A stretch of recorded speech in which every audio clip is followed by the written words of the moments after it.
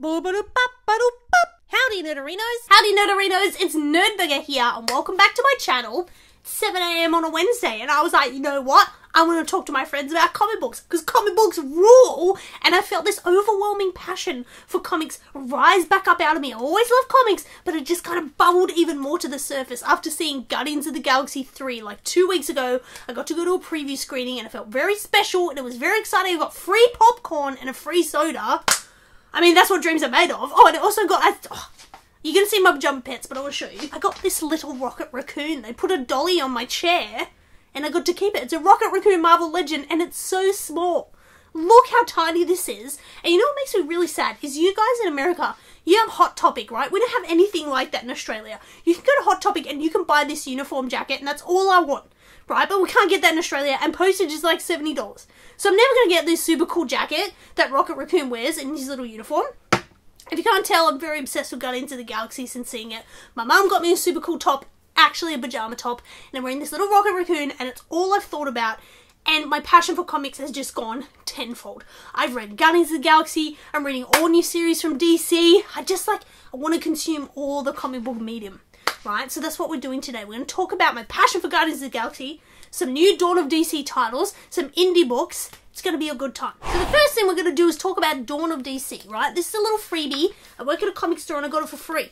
So I think your local comic store might get these as well. Free. Special editions. Not special editions, it's just a sampler, right? Dawn of DC is a reboot, right? So if you've never read any single issues or you're new to comics, it's a really good time to jump in. Or perhaps you read comics and like me, you just want to get into it and start some new titles. This is it. They're not expecting you to know anything. You don't have to know the characters.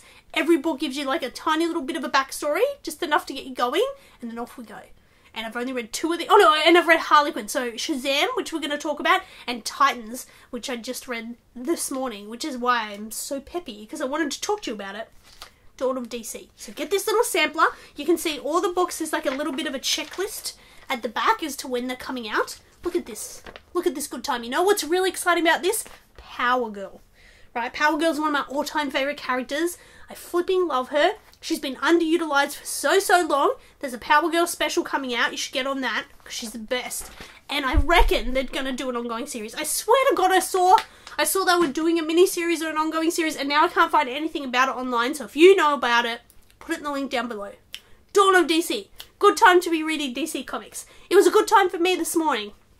Reading Titans #1. Came out yesterday. It's by Tom Taylor and Nicholas Scott, both Australians, which makes me so very proud, to be honest with you.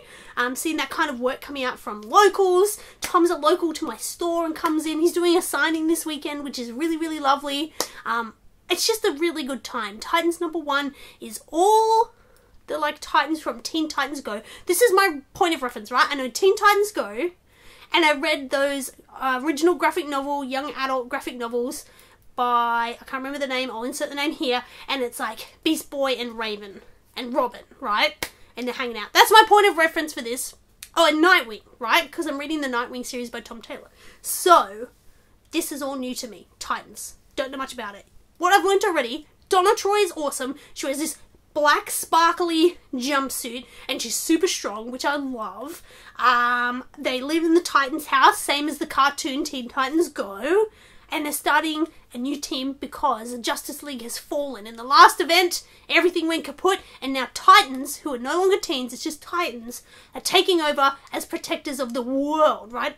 Of everybody. And then along comes Peacemaker, right? And Peacemaker's like, yo, you need to work with Amanda Waller and just represent America and your president and protect us. And they're like, no, we're here to help everyone. And I loved that. Thought that was very, very cool. Love the art. Nicholas Scott's art has always been some of my favourite.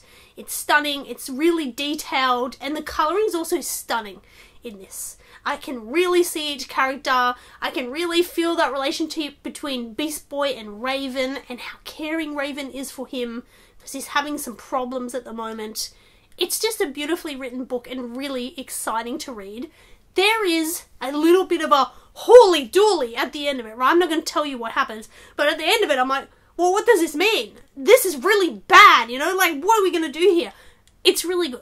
you can pick up number 1 from your local comic book store and come and meet Tom Taylor on Sunday. If you're free and in Melbourne, or even if you're interstate, you can come to Melbourne. He's doing a signing from 1 till 4. All-Star Comics Melbourne. Titans number 1. Also, I read... Did I not even read it? No, I did. Shazam number 1, right? So this book is by a really powerhouse team. It's Mark Waid on writing and Dan Moira on art. And my goodness, chef's kiss again. That art, stunning. They're currently working on Batman, Superman, World's Finest. And that's like one of the funnest comics going around at the moment. And what you want as a team working on a book like Shazam. Billy Batson, champion of the people. He's a little dude, if you haven't seen the movie, little dude, and then he says the word Shazam and he goes, Pwah! And he turns into Shazam, this big buff, really lovely superhero. It's a real classic feeling hero. You kind of align it with Superman in that you always want to see him doing good and helping the people, and he doesn't really have this dark, edgy side. Well, I feel he shouldn't have a dark, edgy side, because it's Shazam, this beacon of hope, you know? So, with this new series, let me tell you, it opens up with Shazam riding a dinosaur through the forest. Now, if that's not a book you don't want to get into, I don't know if we are aligned in our comic book needs, because that's exactly what I want from Shazam. And then we go from that to him literally hanging out with these alien dinosaurs, right? Having a cup of tea. Is that not the best comic book writing you've ever seen? Alien dinosaurs, hanging out with Shazam, having a cup of tea, having a lovely time. We then go from there to his magical lair, the Rock of Eternity, where Shazam is doing what every young kid should be doing. He's playing with action figures, playing with video games, dancing around, goofing about, having a wonderful time in his lair as a kid, but as grown-up Shazam, right? That's what I think they got wrong with the second movie. Segway, sorry. They're two different. So, like, Shazam, when he's Shazam, is really rad and fun and playful. And then when it goes back to Billy Batson in the movie, he's like this really weird edgelord teenager. He wasn't fun and playful like Shazam. They're the same person. It was silly. Anyway, in this comic, he's fun and playful and charming and every bit a Shazam / Billy Batson that you want. Playing with toys, having a good time. And then he gets the alert. He needs to go save somebody. And then this horrible thing happens where he saves these people, gives them a cuddle, and then says, you should bow down to me. I'm Shazam. You should think I'm the bee's knees. And these people are like, what the heck? And he's really aggressive about it. Then why is he doing this? Could this be the influence of the wizard and gods coming around saying, you know what, Shazam, you're not showing us enough respect. We gave you these powers and you're just fluffing about? Maybe. It was very fun, very playful, and a book that I will definitely be continuing. The last series of Shazam, I can't remember what it was called, it's like Champions of something, not with Mary, but with Shazam, was not very good. It was very multiversy. They went into all these different worlds, and although they met a cool tiger that wears a top hat that now lives in his house with him in this series, I did not enjoy that at all. So I'm excited to see a new creative team having fun and keeping that fun, playful, ever-shining beacon of hope, Shazam. We have a surprise visitor. It's Fubbins. Hello, Fubby. He never comes in here. I'm not sure why he came in today, but he can hang out with us while I get you pumped to talk about Guardians of the Galaxy. Saw that movie. I don't usually care about Marvel and DC movies. They're not really my jam, but my goodness, that is a fine, fine film. I cried with happiness. I cried with sadness. I enjoyed the whole film. That 2.5 hours just went by like that. My goodness. Guardians of the Galaxy 3, if you hadn't seen it, please go see it. It is such a lovely film, and it made my passion for comics bubble up again. All I want to do is read about Guardians of the Galaxy and dress in Guardians of the Galaxy and talk about Guardians of the Galaxy. So thank you, Guardians of the Galaxy 3, for instilling that in me. And I've only ever read the Bendis run a long time ago when it first came out in trade. And now it's fun because all of the Guardians of the Galaxy stuff is currently out of print because everyone wants to read it. And of course that's why I want to read it, because I want to know more about it. So, you know, I'm reading whatever I can grab my hands on. And what I grabbed my hands on was this enormous chunky book, which I'm 3/4 of the way through reading at the moment. It's Al Ewing's run on Rocket Raccoon at the start of the book, so you get all the Rocket Raccoon solo series, and then their Guardians of the Galaxy series. So Rocket Raccoon has one artist, Adam Gorham, but Guardians of the Galaxy had 3 artists, Juan Cabell, Mauricio Takara, and Juan Figueri. So we'll talk about the Rocket Raccoon series first, because it is, I don't know, I think I'm enjoying it more than the Guardians of the Galaxy Al Ewing series. I don't know, it was just fun. He's wearing a suit, right? And he's teaming up with Deadpool and this amazing character, Gatecrasher. I don't know if they've released a Gatecrasher toy. They definitely need to. She's a dream. The way Rocket talks about her, because he obviously has feelings for her, because she's flipping awesome. I wrote it down because I wanted to read it to you. This is what he says about her. The way she fills any room she was in, all class and power. I want someone to talk about me like that. That's romance right there. Gatecrasher, Deadpool, Rocket Raccoon, and a bunch of other lackeys team up to take on a mission of getting back a deed to an area, a place, a land, to try and save its people, who are otter people, right? And so they have to go and steal it from, are you ready, Mr. Norbark. And yes, Mr. Norbark is a beaver. Someone had a lot of fun naming that character. And that's what the plan is. They're going to break into Mr. Norbark's vault and steal the deeds.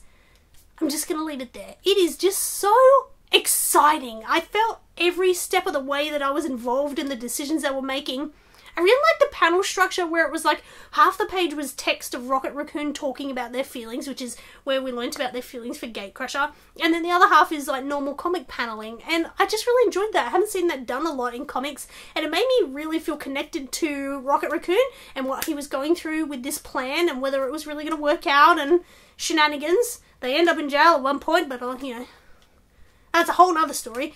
But yeah, it was just a really fun, playful, exciting series of a heist, I guess. Of a heist movie. Ocean's Rocket.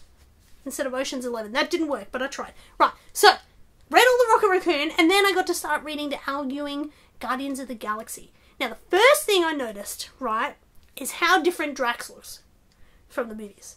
So, I don't know how they got Drax from the movies. Please let me know. To look like this. When in the comic he looks like this. And they're releasing a actual action figure series of Drax and Moondragon, who's also in this comic, which I will very much be purchasing. So, in Guardians of the Galaxy, right, it starts off rough because something happens on another planet. Rocket Raccoon happens to be there, and Peter Quill dies. So you're starting off with no Star-Lord. He's dead, yo. And then they come back to Earth. No Peter Quill. He's nowhere to be seen. He died. And Gamora actually blames Rocket Raccoon for what's happened. And is like, I hate you. And so that's where he's starting. And it's hard to fathom because I've just watched Guardians of the Galaxy 3 where everybody loves each other and it's a really good time. To this. So it's quite rough. And then it kicks in, right? And we're having a good time. And Gamora and a bunch of the Guardians get hired to go on a killing mission. They've got to kill this person. Yeah, no worries. And it's Rocket Raccoon. And Gamora's like, yeah, sure, I don't care. You can kill Rocket Raccoon. He killed Peter Quill. I don't care. It's rough, right? But it's also a little bit fun. Because we have Nova and Hercules, right? Two handsomes. And they're a couple in it. And then we have Moondragon, and I believe it's their wife, Phyla, and they can telepathically speak to each other. And that's pretty cool. So there's two queer relationships in that comic already, which I really enjoyed. Good work. Well done, Al Ewing. But yeah, so far I'm halfway through it. I'm a little worried that Peter Quill actually is dead. You know how sometimes you're like, yeah, not dead. The ship exploded and they escaped. But I don't know if they did. Because, like, I'm pretty far into that. Right?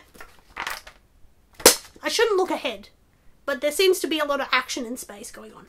Guardians of the Galaxy by Al Ewing is a good time. I like the Rocket Raccoon series more, but I'm really enjoying seeing Drax in all his glory in that cape. It's a good time.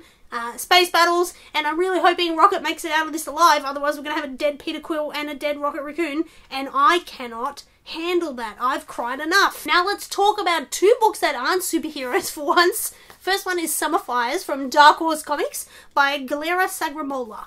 This is a Italian comic, I think, and it's in English, being translated for the first time. I was very excited to see this on the shelf. I was perusing, cleaning the shelves, alphabetizing, doing what I do, and I saw this spine, and I was like, that looks interesting. Pulled it out, and saw this character wearing a Bikini Kill shirt. Bikini Kill Raw. If you've never listened to Bikini Kill, you can pause, or perhaps put your phone on the Spotify, play Bikini Kill, and keep watching my video. It'd be nice backing music. Girl power.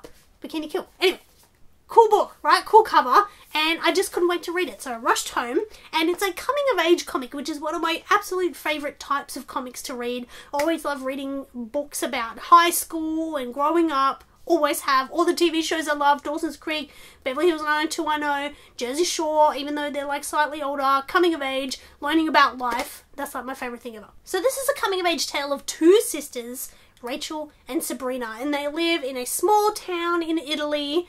Two different, very different storylines going on their trajectory, okay? So we have Rachel, who is deciding to study abroad next year, and they're going to apply to Melbourne, Australia. I couldn't tell you another time that they've mentioned Melbourne, Australia in a comic. My town, my city. It was very exciting that that's where they were moving to, planning to move to. And every time I saw the word, I was like, oh, I got excited. It's like if you saw you in a comic, you'd be like, oh. Anyway, so they want to move to Melbourne, and they're working on that. They're also working on getting their driver's license, and they're spending a lot of time hanging out with their friend Stefano in the hills nearby that are on fire, right? And they want to investigate who lit these fires, because they're not natural fires, they've been lit. And during the comic, they're attempting to put them out. Not them, but the town is trying to put out these fires. So that's their trajectory. On the other hand, you have Sabrina, who is on the brink of their sexual awakening. And they're trying out new things, meeting people, hanging out late, going to parties, and doing what every teenager does. Every teenager except me, who literally stayed home on a Friday night and watched horror movies with their mum. Still love doing that. They never tell you the book's set in the 90s, but there's dead giveaways. You've got Bikini Kill shirts, Sonic Youth posters. What they're watching on the television is very 90s, but the dead giveaway is they're all texting each other on Nokia phones. Yes, those little phones they used to play Snake on for you young'uns, that was it. That was the height of amazingness. If you could have a Nokia phone and text your friends, even though it's about the two individual sisters and what they're doing, ultimately, it's about that bond of sisterhood. And there's a stunning moment where they decide to go for a swim in a lake, and it's just so beautiful. It's the most beautiful scene in the book.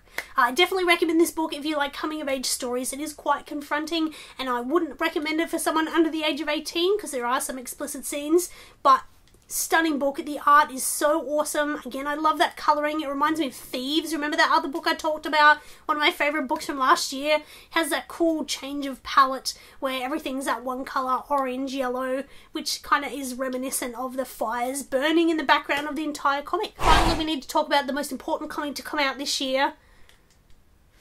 Pee Pee Poo Poo 420. It's by Carolyn Cash and is made by Silver Sprocket Comics, which we all know I flipping love, right? I read all their comics that they release, and this is really rad for several reasons. So, first of all, we have the Daniel Close tribute cover. I thought it was a Daniel Close piece of art. It's that good, but it's not. It's by Carolyn Cash. Daniel Close, right? And then it's also cool because it's holographic in parts, and it got like shiny text, so that's really rad. It's meant to look like it's an anthology comic, but it's not. It's all books, all comics by Carolyn Cash, all done in different styles. So you have this one, and then you might flip to this page where it's a completely different style again, and this page where it's a completely different style again, which I absolutely love. That's such a cool idea. They also released Pee Pee Poo Poo 69, which should be at work for me this week, if I'm lucky, because I had to reorder it back in. So, what is it? It is kind of autobiographical in many ways about their life and their town, and it's kind of not autobiographical, and it's all about hanging out with your mates, and having a drink, and that's it. And that's what I love about it. They're my favourite type of comics, is real people hanging out, shooting the shit, if you will. Is that a term in America? Shooting the shit? Well, that's what the comic's about, and I really got that feeling. My favourite one from it is actually one that's not so playful. It's quite dark, and I'll read to you the panel that really hit me. It's this one here, called Waking Up. It's really weird to wake up in the morning after the world ends, your world at least, right? And then it continues on and ends with, it starts raining harder. And I was not expecting that in the middle of all this pee-pee poo-poo fun, playful drinking to be hit that hard. And I don't know, it's a comic I really needed to read that day, made me cry, and I'm very thankful for it. So, Carolyn Cash, good times, drinkies, and heartfelt, which I love. Thank you, Silver Sprocket, for making such amazing comics. Some will call them amazing. thank you so much for watching. I hope you've enjoyed me ranting about comics. My goodness, I've been talking for a long time. It's almost 8:30. I have to get ready for work. I'm wearing pyjama pants on the bottom. Sometimes I wear pyjama pants to work, and people are like, are they pyjama pants? And I just say, yeah. No point hiding it. I hope you guys are really well. Thank you so much for watching. Let me know what you've been reading, please, because I need some suggestions. What is your favourite Guardians of the Galaxy story? If you've read Guardians of the Galaxy, it's, like I said, only the second kind of Guardians of the Galaxy book I've read. My favourite character is Rocket Raccoon, but I also really like Drax, especially with his cape, as we talked about. Yeah, so let me know in the comments down below. I love you, hope you're good, and I'll see you real soon. Bye!